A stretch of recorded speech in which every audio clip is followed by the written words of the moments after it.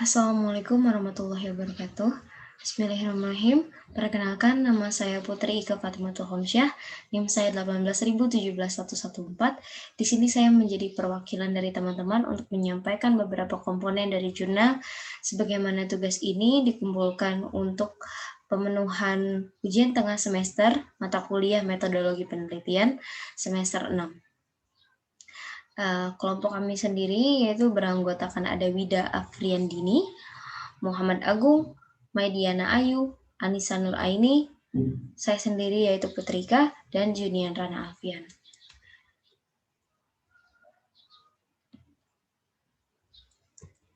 Kemudian di sini jurnal yang kami ambil untuk kami sampaikan yaitu berjudul Hubungan Kebiasaan Sarapan dengan Kadar Hemoglobin pada Remaja Putri Studi Penelitian di SMP Negeri 13 Semarang.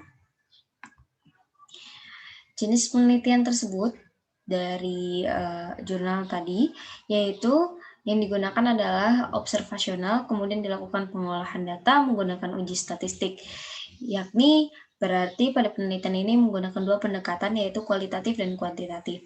Sebagaimana kualitatif sendiri yaitu observasional dengan dilakukan screening awal berupa wawancara terhadap calon subjek penelitian mengenai kebiasaan sarapan. Apabila responden sesuai dengan kriteria dan bersedia untuk menjadi subjek penelitian, barulah nanti akan dimintai tanda tangan untuk mengisi tanda tangan pada lembar informed consent, kemudian dilakukan pengambilan sampel darah, pengukuran tinggi dan berat badan, serta pengambilan data food recall selama 3 hari secara tidak berurutan. Adapun kuantitatifnya sendiri yaitu menggunakan analisis data yang menggunakan bantuan program SPSS atau Statistical Package of Social Science for Social Science versi 16.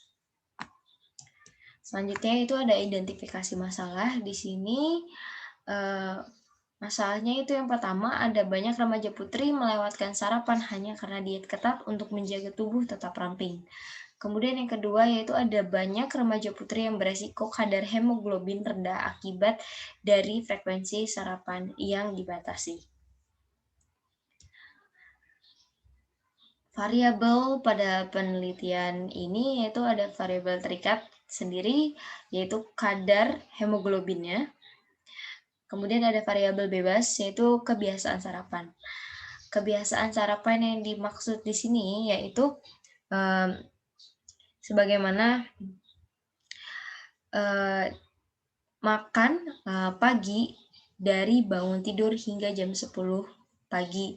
Dan yang dihitung pada penelitian kali ini menggunakan waktu Indonesia Barat atau WIB, jadi dari bangun pagi hingga jam 10 pagi. Kemudian ada pun dikatakan yang mempunyai kebiasaan sarapan bila dalam seminggu itu memiliki lebih dari 3 kali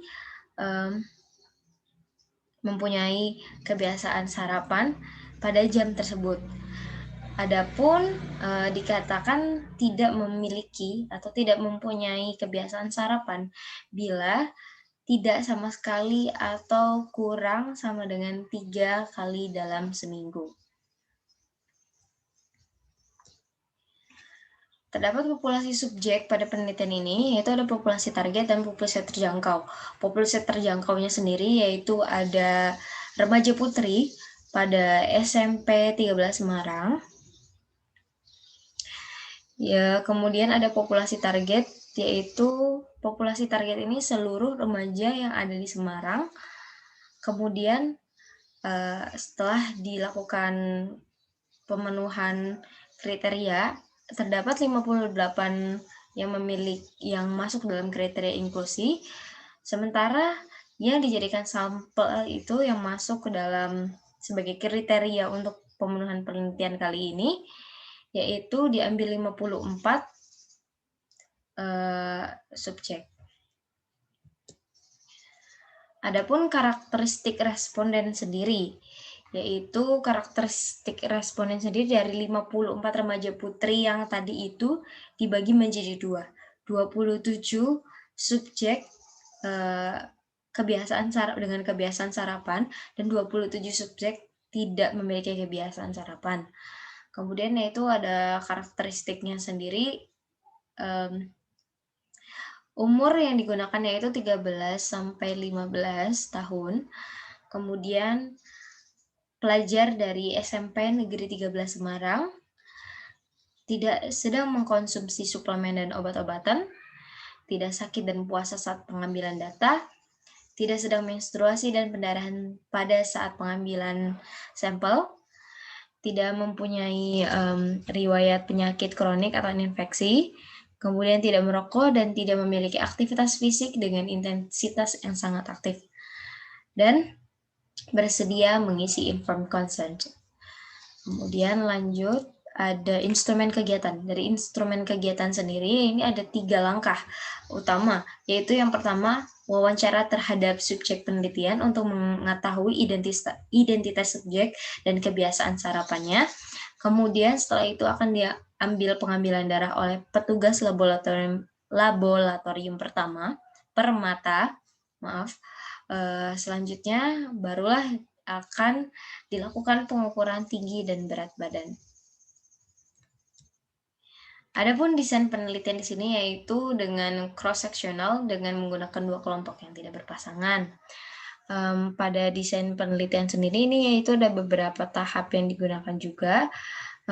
Sebelumnya studi cross-sectional ini yaitu kolerasinya antara faktor resiko dengan efek yang ditimbulkan menggunakan pendekatan observasinya.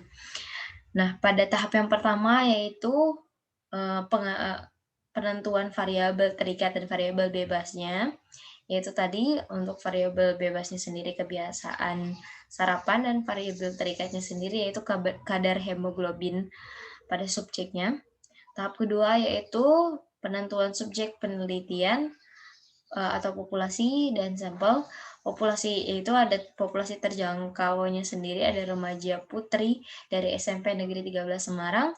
Populasi targetnya sendiri yaitu seluruh remaja putri yang ada di Semarang, dengan sampel yang digunakan tuh dari 58 remaja putri yang memenuhi kriteria inklusi dan diambil 54 sebagai subjek penelitian. Kemudian tahap ketiga yaitu ada berupa pengumpulan data, observasi dan pengukuran, yang dimana secara kualitatif observasi dengan mencari sesuai kriteria. Apabila bersedia maka diminta untuk tanda tangan tanda tangan di lembar subjek penelitian yang tadi yaitu informed consent. Kemudian dilakukan pengambilan darah, penentuan berat dan tinggi badan, serta pengambilan data food recall selama 3 hari secara tidak berurutan. Tahap yang keempat yaitu mengolah dan menganalisis data, di mana menggunakan bantuan program SPSS, Statistical Package for Social Science dengan versi 16. Jadi sebagai mana tersebut beberapa komponen yang sudah dijelaskan, dan pada penelitian kali ini itu ada hasilnya sendiri. Hasil dari penelitian itu kadar hemoglobin yang rendah lebih banyak ditemukan pada kelompok tidak sarapan dibandingkan dengan kelompok sarapan, yaitu masing-masing 22,2% dan 3,7%, di mana terdapat hubungan antara kebiasaan sarapan dengan kadar hemoglobin dengan nilai 0,035 dan koefisien relasi 0,763. Rasio prevalence dengan nilai 6 menunjukkan subjek yang tidak memiliki kebiasaan sarapan beresiko 6 kali lebih besar untuk memiliki kadar hemoglobin rendah dibandingkan dengan subjek yang memiliki kebiasaan sarapan, di mana sebagai identifikasi masalah sudah terjawab pada kesimpulan hasilnya sendiri, yaitu kadar hemoglobin yang lebih rendah ditemukan kebanyakan pada remaja putri SMP Negeri 13 Semarang yang tidak sarapan.